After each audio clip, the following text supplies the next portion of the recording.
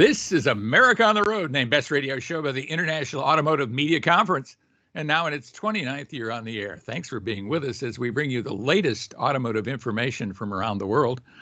True crime are our top stories this week. A former Apple engineer has been charged with attempting to steal self-driving tech from his company and give it to his new employer. And the former Audi CEO has pled guilty to fraudulent negligence in the wake of the Volkswagen Dieselgate scandal. I thought we were past that, but we're not. But we'll talk about that. We'll have more details for you on that. Jail time was a possibility there.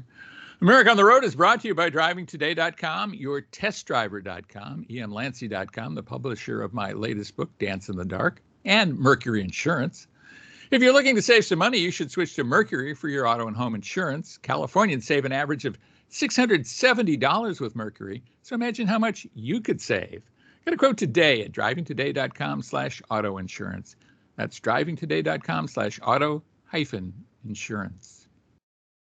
Car makers are pushing back pretty hard on the proposed Environmental Protection Agency standards that would require a swift transition from conventional vehicles to electric vehicles. We'll tell you who they are, what the issues are coming up. We've talked about those issues umpteen times before, haven't we, Chris? And the National Highway Traffic Safety Administration is asking for the recall of 67 million airbag inflators because it believes there's a safety defect. We'll give you the details on that. You can see if your vehicle might be affected. It's kind of a scary thing, really. I'm Jack Nerad. With me is co-host Chris Teague. Chris is Chris, besides nodding along with me, and I appreciate that, but it doesn't do a lot for the for the radio listeners. What's the latest going on in Maine? Well, I think I mentioned this last week, Jack. We have had some fantastic weather. I got to tell you, this time of year in Maine is really magical. Just talking to my neighbors the other day about how lucky we are for at least this period of time until it gets cold again. How are things on the left coast? You know, it's a dichotomy here. We have microclimates in Southern California. I live pretty close to the ocean, and it's been cool around here, and it cools off rapidly. Sometimes the sun comes through, sometimes it doesn't. We have a lot of ocean fog, and then the wind comes up in the afternoon. And when I am walking my dog, Austin, about 5 or 6 o'clock in the evening, it can get downright chilly, and sometimes I pull on gloves, and my wife laughs at me for wearing gloves here in Southern California, but I do. But I think we'll get warmer weather to come. And when you go inland a bit, it's another 10, 20 degrees warmer and sunny, so different thing. As you can tell, Chris lives at one end of the country. I live at the other. Each week we get together to talk about cars, the car industry, the weather, and what's going on with your car, how you can save money on car. Of course, we review a couple of vehicles each week, and Chris, you've got a very popular vehicle, I think. A lot of families have this vehicle. What are you going to be talking about? Yeah, my kids absolutely loved it. It's a 2023 Ford Expedition Limited. Wow, nice stuff. Nice stuff. Big family vehicle. So I'm sure you'd enjoy that. I had a small vehicle, small luxury crossover, the Lexus UX 250H. These are now all hybrid all the time, and we'll talk about that. Terrific guest for you this week. Tonny Kraatz is Assistant Chief Engineer on General Motors Ultra Cruise, their semi-autonomous driving system. So we'll take a deep dive into this dream technology. I think the dream of a lot of people to have their car drive them to work or wherever, to the grocery store, wherever. We'll see how close we are to that. Before we do anything else, though, let's dive into these crime files that are going on this week. And there's more than a little crime apparently going on that we're aware of in the car industry. So heaven knows what's going on under the skin, under the surface. But the U.S. Justice Department has charged a former Apple engineer with attempting to steal the firm's technology, mostly related to autonomous driving, to self-driving cars, and then give it to his new employer. Yeah, here's a little gift, folks. You not only get my brains as an engineer, but here's all this technology. The guy's name is Weibo Wang. He's 35 years old, and this dates back some years now, almost 6 years. He took a job with a Chinese company, and the Chinese are kind of notorious for not honoring intellectual property, to work on self-driving cars after resigning from Apple. So apparently he, who knows how, decided maybe he'd take some technology along with him. I mean, what do you think about all that?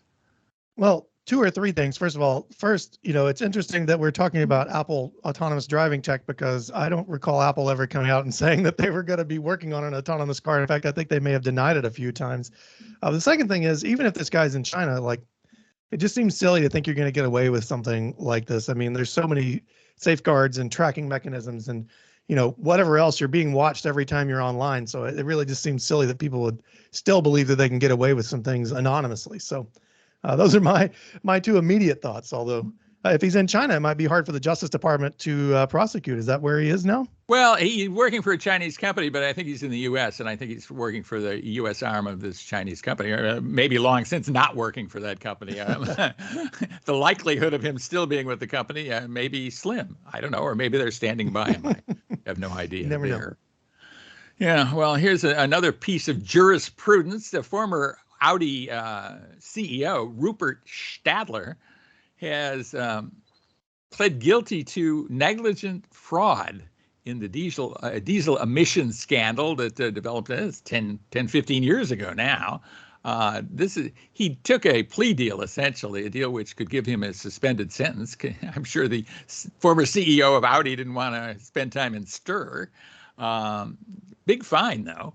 Of course, Volkswagen and Audi admitted in 2015 to having used illegal software to cheat on emissions tests, the so-called Dieselgate scandal, and they've been trying to recover from that ever since. Stadler said he did not know that the vehicles had been manipulated and that buyers had been injured, but took the blame. I guess say, okay, I'm going to fess up. I was at the top of the food chain here, so I am responsible. He's going to get a suspended sentence of about 2 years and a fine of 1.1 million euros, which is not an inconsiderable amount of money. I'm sure he made a lot of money. I'm wondering whether Audi's picking up the tab for that, or he is. Again, it's pretty bad when we have to go to court and basically threaten jail time for auto executives who are cheating. Yeah, it's hard for me to say that I'm happy about this, but I am happy to see that the higher ups are being held accountable for this, and it's not just rolling down to the engineers or the program managers or product managers, whatever they might be. I don't know how much money the guy made, but 1.1 million seems like a drop in the hat for a multinational automotive company CEO. So who knows? But I think from his perspective, he's probably just happy to avoid, as you say, time in jail. So, yeah. Yeah. I don't think any of us want to go to prison in Germany or probably anywhere else. But there you have it. Not going to happen for him. Well, here's a potentially, this is a big issue that we've been talking about, and it is the vehicle emissions targets that have been proposed by the EPA. And now the car industry is officially pushing back on this and saying, hey guys, this is going way too fast, and we don't think we can deal with this. What the regulations basically amount to is there'd have to be about 60% of new vehicles being battery electrics by 2030. That's not too far off in the future. And 2/3, 67% by 2032. Those are big numbers, given the fact that it's probably around 8%, 7 or 8% right now. Has been running that way through 2023. So General Motors, Toyota, Volkswagen, they are a part of a big consortium, a lobbying group essentially, that said, hey guys, the supply chain can't deal with this. There won't be enough batteries to deal with this, motors, chargers, not to mention consumers are not flocking to electric vehicles to give them confidence that this would happen. I want to hear your thoughts on this, Chris. Yeah, I know we're talking about almost 10 years from now, but, automakers are already struggling to produce as you say, 7-8% of the market shares they're doing right now. And, increased demand, especially if they're trying to push out, 60% of vehicles as battery electrics. That's going to put a squeeze on all supply chains, lithium, otherwise, even if there are solid state batteries and things that kind of change how things go. I'm really interested to see how this works out, and if it stays, the target stays where it is, or if they pull it back a little bit. Industry pressure is one thing. I think consumers actually buying the vehicles are another thing. I don't really know how it's going to pan out, Jack. I'm really, I keep saying the word interested, but I think I am interested to see how it's going to pan out. Yeah, I think one thing the car makers are upset about is they thought they had a deal with the Biden administration, and the cap would be 50% of vehicles, which was a pretty difficult mark to hit by 2030. And now it's moved to 60%, and then 2/3 in the matter of a wink of an eye, really. And so they're wondering about that. But a lot of issues there, and we'll see how that unfolds. Of course, those are proposed regulations; they have not been enacted, so maybe it's a stalking horse. Well, we want to cover the story about 60 million airbag inflators as a possible safety defect, because they're across many vehicle lines, and it's a big deal because possible death or injury from these things. There hasn't been a lot of problems, but some problems. Your quick take on this, Chris? Yeah, I think it's crazy. So, the recall hasn't gone all the way through yet. GM is actually voluntarily recalling several of its vehicles to remedy the problem itself. But, these are not new cars. Airbags, all sorts of components can fail over time, especially with moisture and heat. So I think it's a frightening thing. If they do end up issuing a recall, I'd advise everybody not to ignore it and get it taken care of as soon as you can.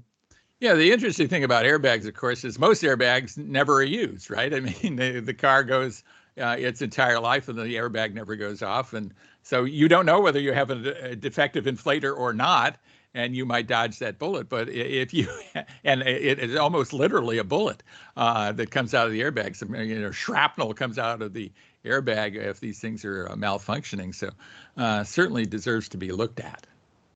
I agree. Big stuff.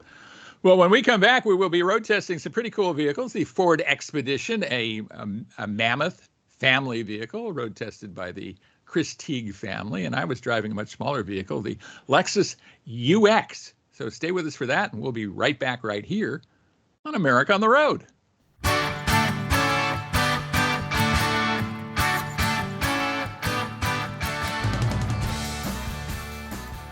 Welcome back to America on the Road with Chris Teague. This is Jack Nerad back with you, and it is road test time on America on the Road. We have some very nice road test vehicles to throw at you this week. Chris, you were driving the Ford Expedition, great family vehicle, right off the top. Tell us about it. Yeah, I enjoy the Ford Expedition. We talked about it. I think I drove one 3 or 4 months ago. We talked about it on the show. Had a great time with that one. That was the two-row, one of the two-row models that they have now. This was a three-row limited trim. And it's interesting, Jack, when I was younger, I'm only 40, but when I was younger, limited was the top trim. Like you got limited and that was it. But right now for the Expedition and several other vehicles, including the F-150 and the Ford lineup, limited is like the middle of the road trim now. There are 3 trims above it, the Timberline, the King Ranch, and I think the Platinum now is the top one. But pricing here, it's a huge range of pricing. So it starts at under $58,000. My vehicle as tested was around $76,000. You can go all the way up to probably close to $90,000 with the Platinum trim and all the options and the tech that you can add to it. But the Limited, I think, is a good middle of the road vehicle, even if I do have trouble with the name. But all of them come with twin turbocharged 3.5 liter V6. It makes 380 horsepower, 470 pound-feet of torque in the base configuration. The Limited and the top 2 trims get 400 horsepower and 480. Jack, that's pretty serious horsepower and output for a V6, and it also enables pretty good acceleration and towing. What do you think of the Expedition and the V6 over a V8? I like the fact, and I'm certain they have done this with turbocharging. It seems like auto engineers can now provide a very flat torque curve. Plenty of torque across this broad rev range. That amounts to great drivability, and I think that's probably the best feature of this vehicle. It's got an impressive horsepower figure, but I think the torque is really terrific. And they've done a good job keeping it muted, right? So the only thing you really hear inside the vehicle is that the kind of pleasing turbo whine as the engine is spooling up, or the turbo is spooling up and the engine's going during acceleration. So a very pleasant driving experience, a 10-speed automatic transmission. My tester had rear-wheel drive, which is strange for New England test vehicles. Thankfully, it didn't need 4-wheel drive this time around, but you can get it with 4-wheel drive, and it is quite capable when equipped properly.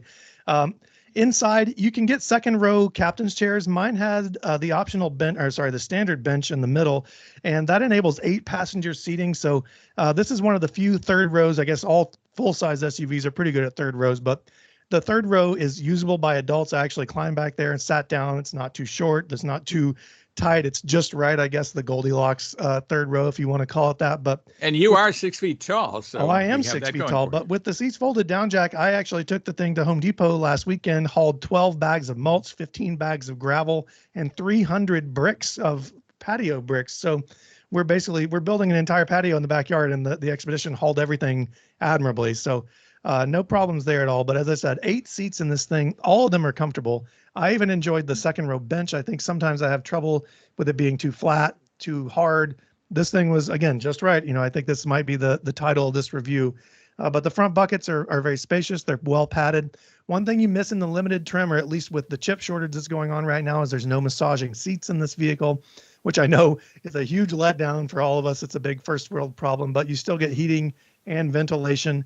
And there's a massive 15.5-inch vertically oriented touchscreen, which for better or worse controls almost everything in the SUV. And I think we've talked a lot about sync infotainment, Jack, in the past. We both really like it.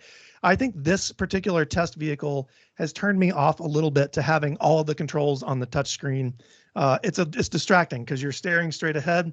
The touchscreen is low, so you have to look down and aim your finger just right to turn the fan up or down, or the temperature up and down.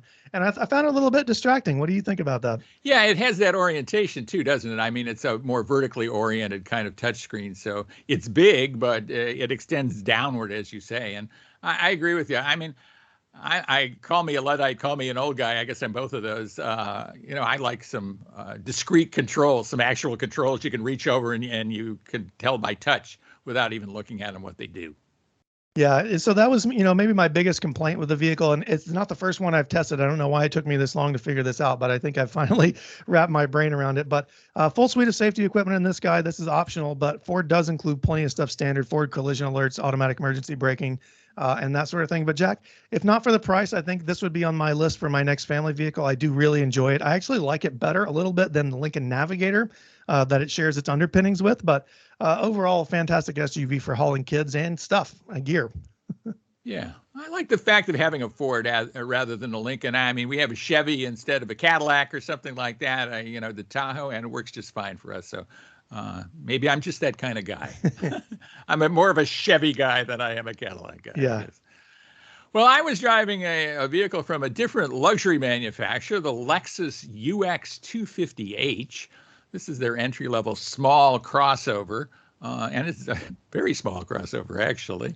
Toyota has struck gold by turning some of its vehicles into hybrid-only models, and now Lexus is trying the same trick with the Lexus UX. There used to be a conventionally powered version of this, and I think they ditched that powertrain for the 2023 model year or 2022 model year. So now it's hybrid only, and it's certainly worked for the Toyota Sienna and the Venza, so there's a lot to like about that. It gives them a very clear differentiator against other small luxury crossovers, and heaven knows there's a ton of those out there. So you can get it either in front drive or all-wheel drive configurations, and as I say, fairly small vehicle. It competes with things like the Mercedes-Benz GLA, the BMW X1, the Volvo XC40, probably its most direct competitors. It's available in 4 trim levels: the base, premium, and then 2 F Sports. And they've gone to 2 different F Sports: the F Sport Design and the F Sport Handling, neither of which gets more horsepower. One of which only gets kind of design stuff. Maybe that's why they call it the F Sport Design. It looks like a sporty car. It's not any sportier, except it looks sportier. So, and people like that, so I'm okay with that. Others do that too, so I can't take off too many points for that. Then the F Sport Handling has an adaptive suspension, so there's better handling from that. Prices start at about $37,000, and it's pretty well equipped at that price. Of course, this is a little vehicle at close to $40,000, but it has push-button start, dual-zone climate control, synthetic leather upholstery that you probably couldn't tell from leather, 8-way power adjustable front seats, leather-wrapped steering wheel, 8-inch touchscreen in the base model. If you want to add all-wheel drive, it's $1,400. The premium adds more stuff like a power lift gate, a moonroof, rain-sensing wipers. Then you go to the F Sport, and I think these are for people who want to keep their man card and still drive a vehicle like this. I'm not sure that that's possible. In fact, Chris, do you think that's possible? I don't know, Jack. I have mixed emotions about the UX and the slightly larger NX. I think they lack that Lexus-ness that the larger models have, and the styling is a little too funky out there for me. I don't know about man card, but I will say that the interior for me in the UX is too cramped for family use. Yeah, well, that is certainly the case. The F Sport has pretty cool interior. Both of the F Sports have a sporty type interior. They have some exterior stuff, special wheels, that kind of thing. And then, of course, paddle shifters in the F Sport handling, aluminum pedals. As I say, the variable suspension is basically the only performance change. Powertrain gives 181 horsepower, which is not all that much horsepower to square off against a 3,500-pound car. Even though this thing is small, it weighs that much. It's not particularly heavy or particularly light. It's kind of in the middle there. It has dual electric motors driving the front wheels in base form, and you can get an all-wheel drive version that adds an additional electric motor that drives the rear axle. It doesn't change the horsepower rating. Doesn't change the performance much. Not a very swift car, 8.4 seconds, 0 to 60. Where it shines is in fuel economy. Big time. It shines in fuel economy. 41 miles per gallon on the highway, 43 in the city for a combined mark of 42 in front drive form, 39 miles per gallon combined. So to me, this is an urban car. This is not a car for a guy who lives in Maine with, 2 kids and dogs and cats. For somebody who lives in the city, they're going to get good fuel economy with the hybrid version. It has a nice interior, comfortable. You're not going to spend a lot on gas, and you're going to be able to park it very easily. So a lot to like about it. You can get a 12.3-inch touchscreen in this vehicle now, which is also nice. So all in all, I think for the right person, and it's got to be that right person, I think it's an urban, maybe single or, a young couple with no children. They would find this a terrific car, and others of us, not so much.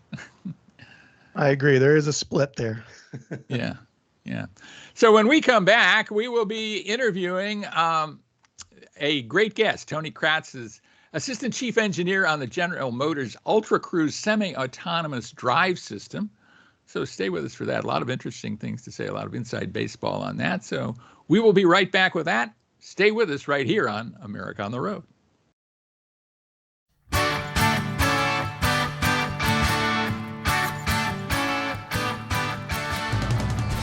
Welcome back, everybody, to America on the Road. Jack Nerad with you. We have a terrific interview for you, a terrific guest. Tonny Kraatz is Assistant Chief Engineer on Ultra Cruise at General Motors. And Ultra Cruise is the kind of next level automated driving. I can't wait to talk to you about it, Tonny.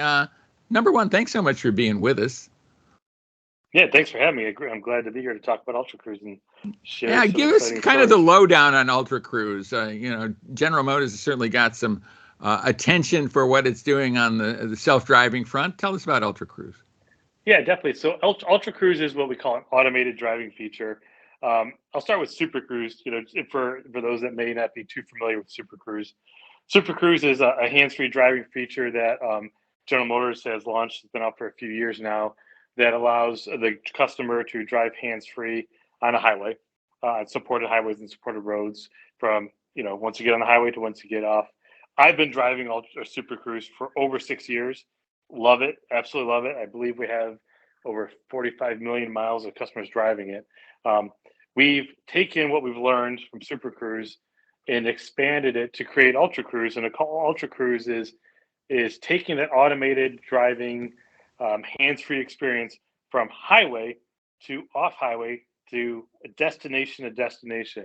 So the end goal for Ultra Cruise when it's delivered will be you get in your vehicle, you plug in a route into the embedded navigation, and the vehicle will go hands-free. You still have to pay attention, The vehicle will go hands-free and navigate the roads in and out of subdivisions, make the turns, get on the highway, off the highway, get to your destination. So it extends that hands-free driving experience for your whole route. Whereas, like I said, Super Cruise is highway, Ultra Cruise can be the whole route, destination to destination. It strikes me that extending this makes the level of difficulty, exponentially higher, right? I mean, I always point to there's an intersection near me. It's a 5-way stop with roads coming in at various angles. It's just kind of a crazy thing, and it's one of those things where I don't know how machines get through there. But talk about that, like 4-way stops in subdivisions and that kind of thing, and just getting out of driveways and all that. Walk me through how Ultra Cruise can do that. Yeah, it's a good question. It's actually a good example we use. So, we're going to start from your road, your house to your next destination, and I'll make a driving. I'll talk about it in an experience. I get on my subdivision, like pull on my driveway myself, get on a subdivision road. The light bar, which is we have this driver monitoring system that we use from Super Cruise. This driver monitoring system is to ensure the driver is looking forward, paying attention to the road and the vehicle. If the driver is not paying attention, the system will, with a series of light bar flashes and seat vibrations, will get the driver's attention so the driver can take back control. The driver monitoring system in the light bar will go green on the subdivision. Drive hands-free out of the subdivision. And let's say you come up on this 5-way stop. There are maneuvers in intersections like this 5-way stop, or even a roundabout, that it's very complex and it's very hard to decide and see through all the different situations and scenarios. We'll know those in advance. And what we're going to do is we're going to bring the driver, we're going to get the driver's attention with what we call a non-urgent escalation. Essentially, the light bar goes yellow. The driver will then take control, drive through that intersection, roundabout, whatever. And once you get out of that, it automatically go green and you can let go and the driver can let go, and then it'll continue those maneuvers. So what we're doing is we're going to deploy Ultra Cruise in a way that we feel is, when it's ready and it's safe, we're going to deploy. We call it our safe deployment strategy, which means that we're going to make decisions as we grow more confident, as the system becomes more confident. So complex intersections, we're not going to support. We've talked about having that Ultra Cruise will support what we call 95% of the driving maneuvers you would do on an average drive. That gets misconstrued with 95% of the roads. It's more the driving maneuvers, straight, left, right, merge on, off, stuff like that. Those 5%, your 5-way stop, the roundabouts, we're not going to support. But we're going to basically take you through, bring you back in control, we get your attention to take control, drive through to get to your destination. And then when the roads are good, you can drive, you can go hands-free. So it's all about seeing the environment, leveraging our 360 perception or coverage of the vehicle with all the sensors we announced, the radars, the LiDARs, the cameras, and being able to see and plan that route. So if it's complex maneuver, our map will know it, we'll hand back, or we see something coming up and we just are not sure. We're going to be conservative. We're not going to try to go for it, like some of the competitors may. We're going to hand back. We'd rather be safe in the execution and safe for our customers, making the maneuvers following our safe deployment strategy. Yeah, well, and that made sense. And I think you did that with Super Cruise too. I mean, you started with, fewer roads, and then you opened it up as you got a confidence level that you could do that safely. And I think that's a very wise thing to do. I think that makes a heck of a lot of sense. Yeah. Tell us about the hardware here and the software and all this. I mean, there's a lot of things that have to work together to enable this to happen. It kind of it tells us what's functioning in our heads and our eyes and ears and all that our brains when we're driving, doesn't it? Yeah. There's a lot there. It's an upgraded sensor set and upgraded compute hardware, processing hardware from Super Cruise. Like I mentioned earlier, we have upgraded all the sensors. So we have a number of radars, a number of cameras around the vehicle, both short-range cameras that see close to the vehicle and long-range cameras that see farther away from the vehicle, and the LiDAR in front, plus GPS and position sensors on the vehicle that combined together allow Ultra Cruise to see everything around the vehicle. we prefer to have multiple sensors, what we call multimodality, to use multiple sensors to see around the vehicle farther and longer, to have more confidence of what's out there. That is all that input comes into our bigger compute module that we partnered with Qualcomm on, Quanta and Qualcomm, to provide the power, the processing power, and the software that we develop in-house. GM develops our AI software and our Ultra Cruise software and map in-house, leveraging our teams in Michigan, Texas, Israel, and Canada. So it's all powered on vehicle. So combination of all this is really what enables Ultra Cruise. And the fact that we're developing today, we're simulating environments and validating in simulation today, and leveraging our Milford Proving Grounds, which is where I'm at right now, to drive our development vehicles on the proving grounds with this content, these sensors, and this compute hardware to learn and grow and build the capabilities of Ultra Cruise. It strikes me that that is critical, and I spent a lot of pleasant hours on Milford Proving Ground myself over the years, so I know exactly where you're at.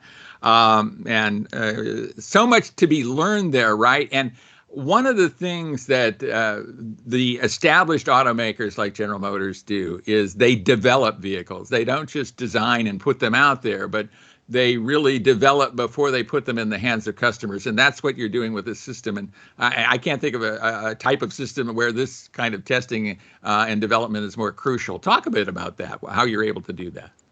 Yeah, we've leveraged our proving grounds and our technology in our vehicles to build a bunch of vehicles that are equipped with the sensors we need, compute and special tools for analysis, that while we're driving, we can collect data, we can analyze how the vehicle maneuvers, we can analyze and align the sensors so that they're accurately recognizing stuff.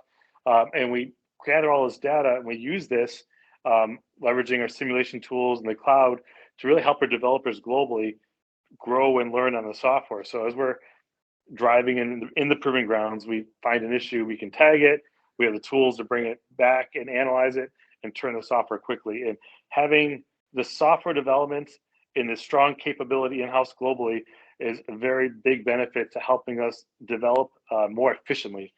And having the proving grounds here to do it with access to the vehicles and tools has been really helpful. Have there been any surprises along the way? Are there things that became a problem that you didn't think would be a problem, or vice versa, things that were easier to solve than you thought they might be? Oh yeah, there's, when you're innovating with newer technology and integrating new sensors onto the vehicle for the first time, there is always challenges of integrating, making stuff work on the vehicle, and working with the software, early releases, more mature releases. So I can't go into the details, but there are always things that come up that we don't expect. But what's amazing is the tools and the teams and the analysis tools and the simulation that we've created have allowed us to take these items, these things that we learned, and turn them into opportunities to improve the capability. And doing this allows us to decide when we're ready to go. So if we're not ready to go, we're not going to put it out, or we're not going to release the next capability, or whatever it may be. And you're going to go to market, I think, with this in a new Cadillac vehicle. Tell us about that. Yeah, the Cadillac Celestiq will get Ultra Cruise hardware and sensors in early 24. And that's what's been announced. But you can see the images out there, which is pretty. It's an awesome, great looking vehicle. And when we're ready, we're going to provide that software over there to those customers and enable the features for them so they can go hands-free. Yeah, very, very cool. What most excites you about Ultra Cruise? Where do you think you've hit a home run? Oh, wow, I could go on forever. I would think first, what most excites me is to be involved and be a part of this awesome team, developing this awesome technology, and do it in a really safe way. I love what I'm doing. Like I said, because I have an awesome team, but we're hands-on. We get to talk about what we want to do. We get to develop and go through the debates on how it should work, and then we get to drive it and experience it and provide the feedback. In the iterative process, and to be in the vehicles is awesome. I've been a GM person throughout my whole life with my family, and being here and doing this with everybody here is incredible. And being, frankly, getting to bring together our global teams, like I said, Israel and Canada, and across the U.S. To work together has been great, and I love it. And when do you think we'll see this in the market, Tony? That's a good question. I'm not going to completely answer that because when is all about when we feel it's ready. Like I said earlier, when it's ready, we're going to put it out there. We've announced our safe deployment strategy, which is all about putting product on the road when it's ready, not just when we think we should to match competition. We're going to put it on when it's ready. So when it's ready, we'll put it out there, and we'll certainly announce it and bring you and others back together to see it and feel it and talk about it. Yeah, maybe I'll drive it on Milford Proving Grounds. Who knows? I'm sure that's going to happen. Yeah. Terrific. Well, Tonny Kraatz, thanks so much for being with us. We do appreciate it. General Motors talking about Ultra Cruise coming at some point when it's ready to a Cadillac dealership near you. Great. Thanks for having me, Jack. Appreciate it. Thanks for being with us. And stay with us, everybody. We'll be right back right here on America on the Road.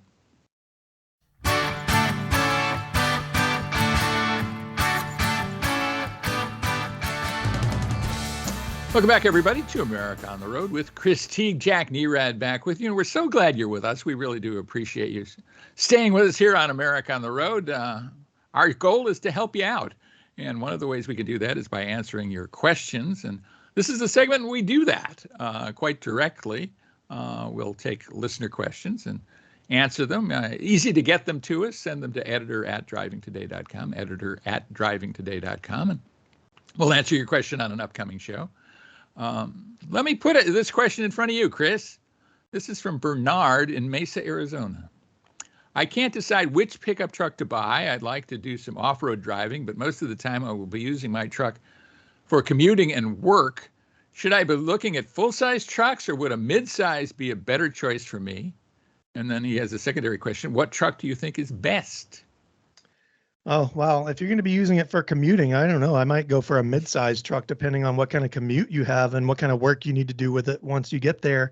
Off-roading, though, the world is your oyster here. Almost every major pickup truck maker has an off-roady trim. Some of them are much more hardcore than others. I think if you're looking in the mid-size section, you've got the Chevy Colorado ZR2. You've got the GMC Sierra. Is it the AT4X that they just came out with?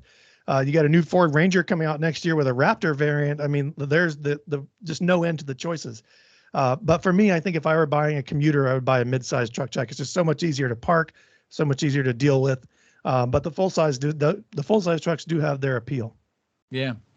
Well, I'm basically in agreement with you, Chris. I think mid-size, especially if you're commuting. A difficulty with wanting to do off-roading and then commuting in the truck is a vehicle that's good off-road is not the high fuel economy version that you want for commuting, right? It's not all that comfortable either. So you're giving up something one way or the other. And I've got to believe Bernard probably wants some off-road looks and off-road chops in addition to. A lot of times you can get a less expensive full-size truck for about the same as a fairly highly optioned mid-size truck. So that's something to balance out because there's certainly more capabilities from the full-size trucks. And sometimes the fuel economy doesn't suffer that much depending on the powertrain. Ford F-150 in particular with turbocharged engines does quite well. So I think there's a lot of good choices out there. I was enamored of the new Ford Ranger that you just talked about that's going to be coming in the fall. A lot to like about that. And I think you don't have to get the Raptor to get some off-road ability there too. So that's one I would take a look at. It seems to check all of Bernard's boxes. And I haven't had a chance to drive the new Chevy Colorado, but I expect that's a very good truck. I think it's a good-looking truck. I think they've done a nice job with the styling of that thing, nicely differentiated. So that's my take. I'm a big fan of the Ram 1500, of course, and I just like the interior of that vehicle. But maybe that's more truck than Bernard wants. Yeah, it does have nice ride quality too. It's got the optional air suspension, which I don't think the other full-size options do. Right. Well, let's take this question from Stan in Round Rock, Texas. I think I saw a minor league baseball game in Round Rock not that long ago. Had a blast doing that. So warm feelings about Round Rock. I'm thinking about, this is what the Stan says, I'm thinking about buying a two-seater sports car as a third car. I heard you review the Mazda Miata recently. Is that the right choice, or do you have a different recommendation? Well, as the old saying goes, Jack, Miata is always the answer, is it not? To almost any question. I think the Miata is a fantastic car. If that's your thing, that handles well, it's got just enough power to be engaging. Mazda does a good job with the interior. It still feels nice and pretty upscale for what it is. I talked about the Nissan Z last week or the week before. I think that's a great option too. It's more expensive than the Miata. The Toyota Supra is yet again more expensive than the Nissan Z, which would also be a good choice. You can get it a 4-cylinder or an inline 6 with a manual transmission now. And if you don't mind a backseat, the Toyota GR86 and the Subaru BRZ are great choices too. There are probably a million choices out there that I'm missing, Jack, but those to me stick out as the big 3 or 4. Boy, I think you're nailing it. I like the fact that Stan is thinking of this as a third car. And as a third car, I might lean to the Miata for the drop top aspect of it. I mean, that's really cool. And if you're going to drive it on Saturday and Sunday mornings when the weather is right, there's nothing like an open car. I mean, it's a blast. I mean, I've had my 62 Corvette forever and ever and ever, and I just love driving top down. I think it's a whole different experience. So I think that's terrific. The other cars you mentioned are terrific, but they're closed cars. So I might look to also as a just kind of a fun car to have. Buy one that's 2 or 3 years old, or maybe even older. I mean, don't necessarily think you have to buy a brand new one. I don't want to kill anybody's new car sales, but I think a used Miata is probably a very cool thing to get.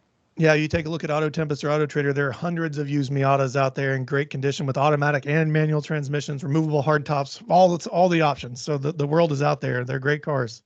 Yeah, I don't think you can go wrong with them. And, I have a long history with Miata that we can go over in some future show.